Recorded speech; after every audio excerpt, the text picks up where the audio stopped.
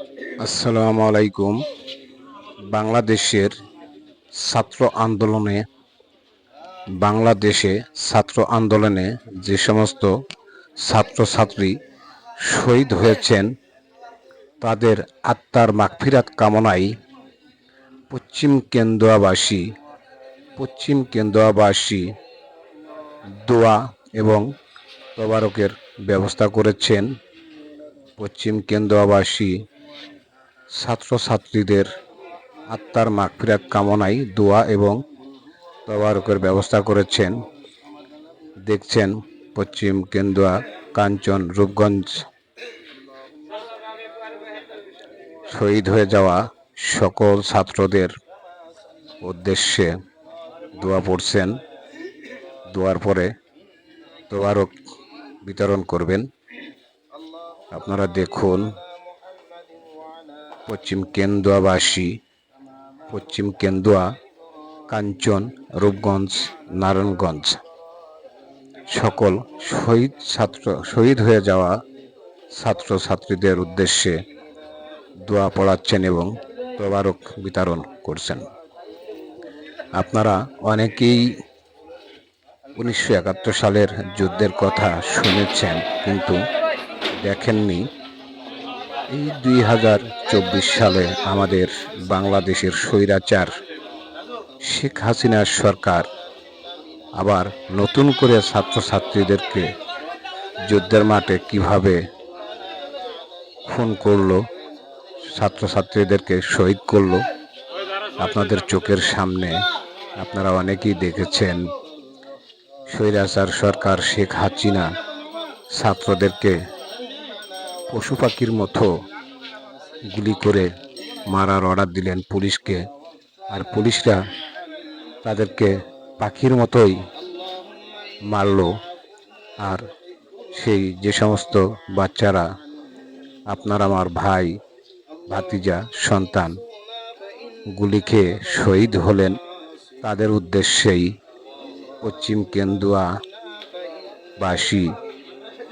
দোয়া এবং পশ্চিম কেন্দুয়াবাসী সেই শহীদ হয়ে যাওয়া ছাত্রদের আত্মার মাগফিরাত কামনায় দোয়া এবং তবারকের ব্যবস্থা করলেন, যাতে আমাদের শহীদ হয়ে যে সমস্ত সন্তানরা শহীদ হয়ে গেছেন তাদের আত্মা শান্তি পায় এবং যে সমস্ত ছাত্ররা আহত হয়েছেন তারাও যাতে সুস্থ থাকে, ভালো থাকে, সেই কামনা নিয়েই আজকে পশ্চিম কেন্দুয়াবাসী দোয়া করছেন এবং তবারক বিতরণ করছেন।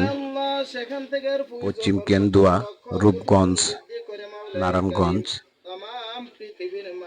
দেখতে থাকুন আমাদের আজকের দোয়া এবং তবারক বিতরণের ভিডিও।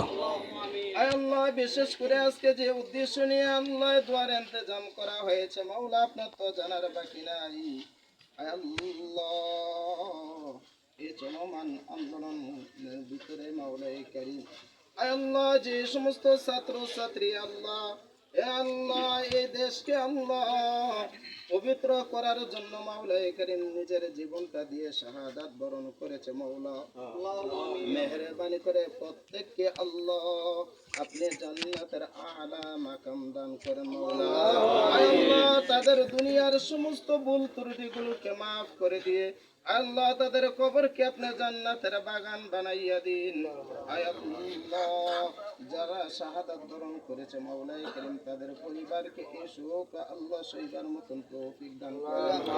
আল্লাহ তাদেরকে আপনার পক্ষ থেকে উত্তম বদলা দান করেন ইয়া রাব্বাল আলামিন। মাওলাই কারীম আন্দোলনের ভিতরে যে সমস্ত লোকগুলো আল্লাহ আহত হয়েছে মাওলাই কারীম হসপিটালের বেডের মধ্যে আছে, মেহেরবানি করে আপনি আল্লাহ তাদের প্রত্যেককে আপনি সুস্থতা দান করেন। আল্লাহ শাফায়ে কামিলা আজলা দায়মা নসিব করে দেন।